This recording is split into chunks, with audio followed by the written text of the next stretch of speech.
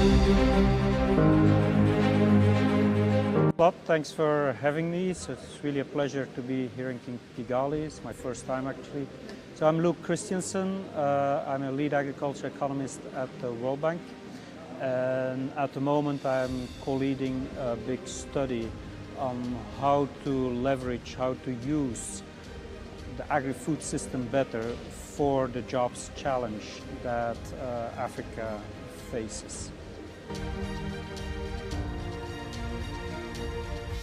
The key thing is that productivity, outcome per worker, outcome per hectare has remained quite low for quite a while in the African context.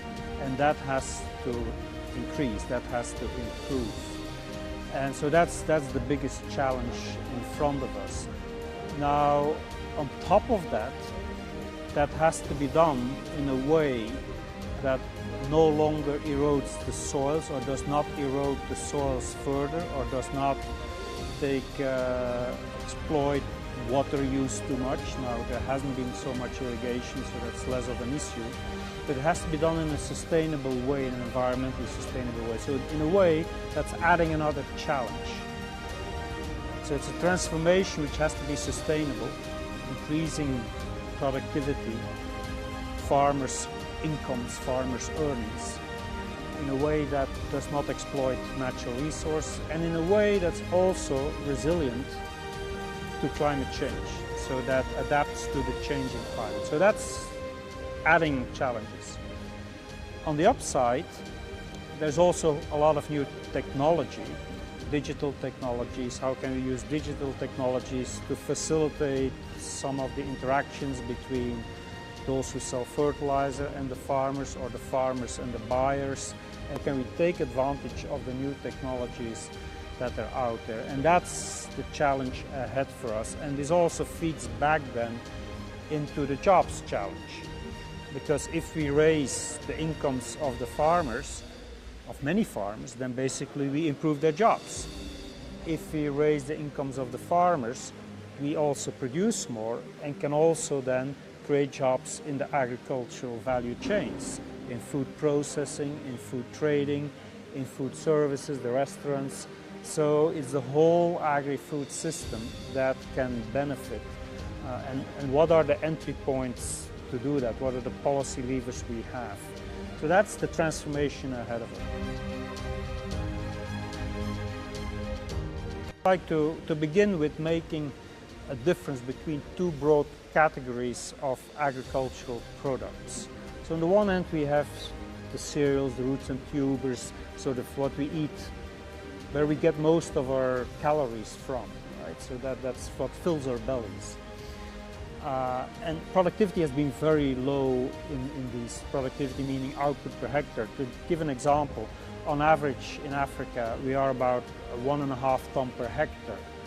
Compare that with India, where they're already at 3.5 tons per hectare. Compared to China, they're like at 6 tons per hectare. So clearly there's still a long way to go. And in Kenya, for example, it has been stagnating, has been flat, no change in that yield, in that outcome per hectare for a decade or 2 decades already. So that has to change. So that's one element. And then you have a lot of new opportunities as Africa has urbanized, so more and more people live in the cities, in urban centers. They're also changing their diets. They eat more fruits and vegetables, they eat more meat, dairy, they also eat more processed foods. So basically you get a lot of opportunities there to produce other agricultural products, fruits, vegetables, dairy, meat. Quite a bit of that which is currently being imported. So how do you create more opportunities for farmers to actually feed the African own population?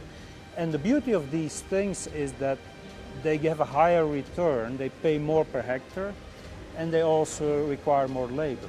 So meaning you create more jobs, so they're more labor intensive to do. So there are opportunities there, and you don't need to create a demand.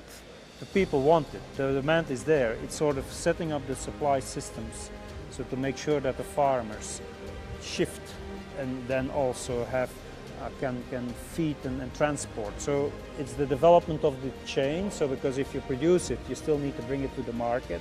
You need to process it in a way that is consumed by the consumers in the urban areas, so that it comes in a form, in a quality, with standards, it's safe, so that the urban consumers want to buy it from the local farms. So there's a lot of opportunities there, but the policies to do these two things, shift, diversify away from staple crops, cereals, fruits and tubers, oilseeds, to these more high-value crops, as they call them, fruits and vegetables, meat, dairy, eggs. There are different policies that are needed. On the staple side, there's still a large role for the public sector to kind of lead.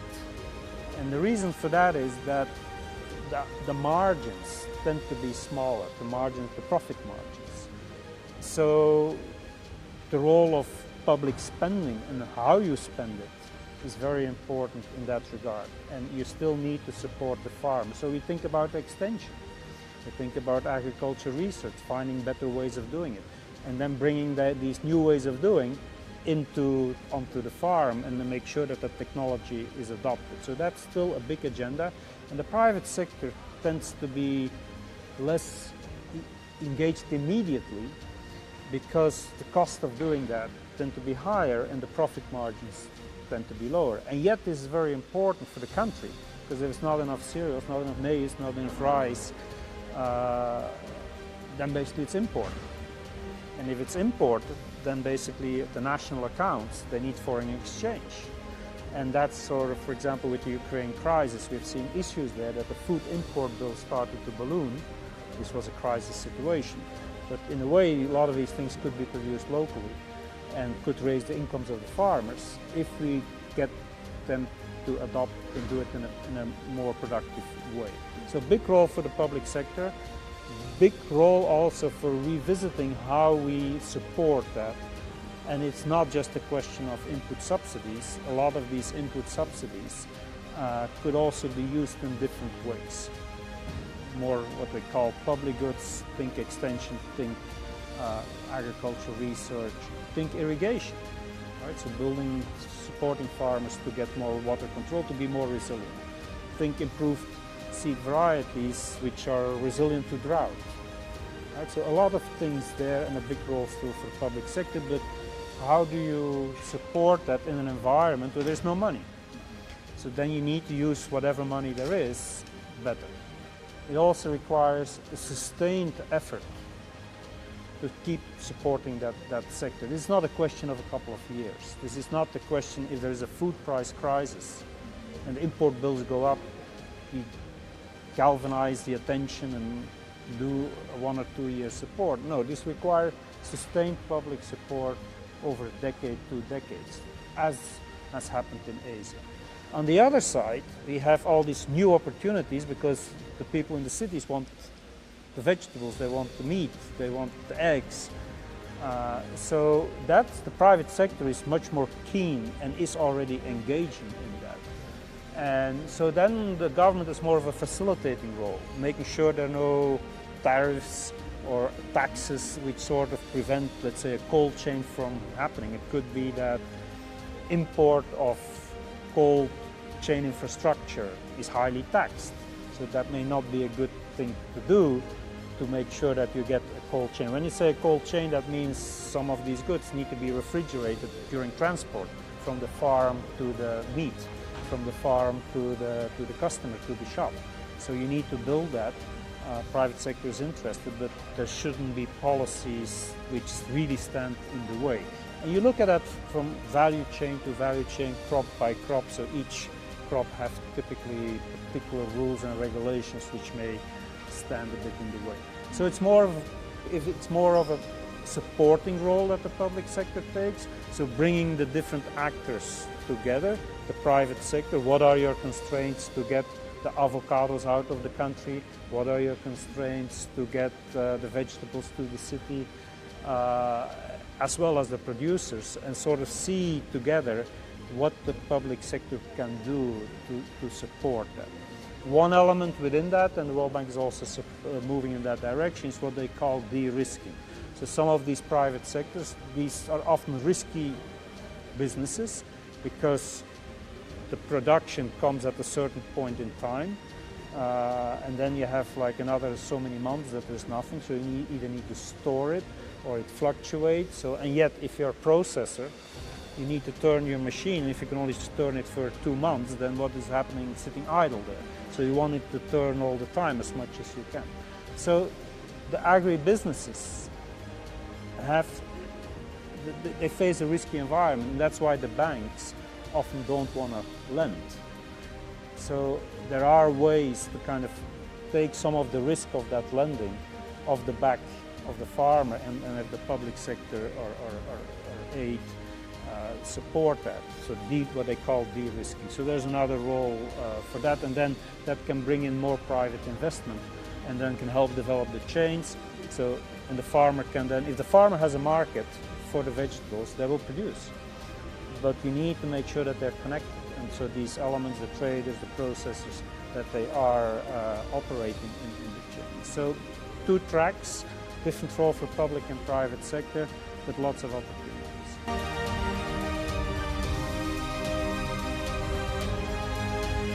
Have been discussed in the conference. So on the one hand you have economic shocks, then you have conflicts, and then there's climate. So these are the 3 sources of shocks or uncertainty, and they're not going away, right? So on economic shocks, export markets may be closing or there are disruptions.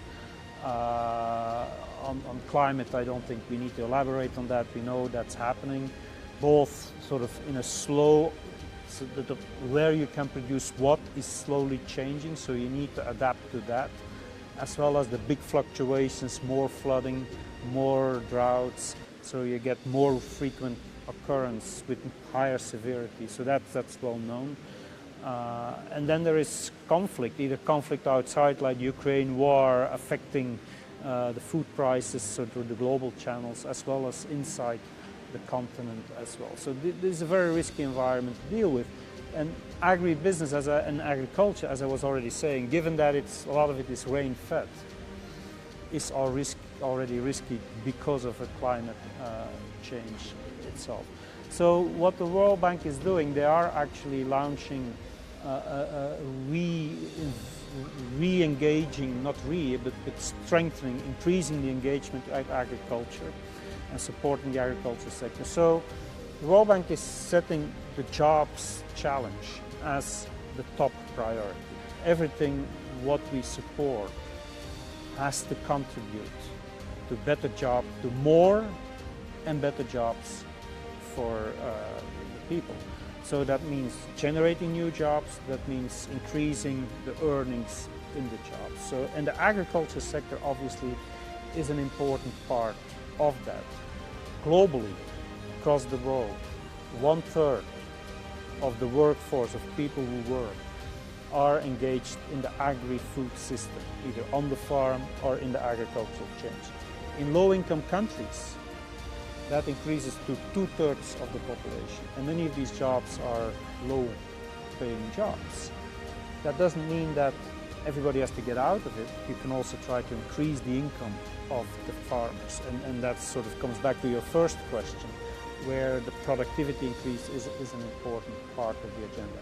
So we are now really embracing that, and agriculture, agribusiness, on-farm, off-farm, are an important part of the jobs agenda. And what we would like to do is to support that also through that de-risking. So what I mentioned, the de-risking of the agribusinesses, the de-risking of the farmers. So how do we help farmers be better protected, be more resilient against climate shocks, and how can we support finance, attract more finance by reducing the risk of the investment of the private sector. So through a range of instruments, so using public money, if you want, also to leverage the public money, to leverage investment by reducing the risk of investment. And that's a major objective and a major engagement that we're doing. That will be done through compacts, so together the countries coming together with the different actors, identifying within chains where there is a lot of potential for job creation, for improving incomes, where you get a lot of impact, and then talking with the different stakeholders, what are the different constraints, including the risks, and how to mitigate and reduce them. So that's reinvigorating the engagement around agriculture, because it's such an important sector. It's not just agriculture, agri-food sitting on and off the farm.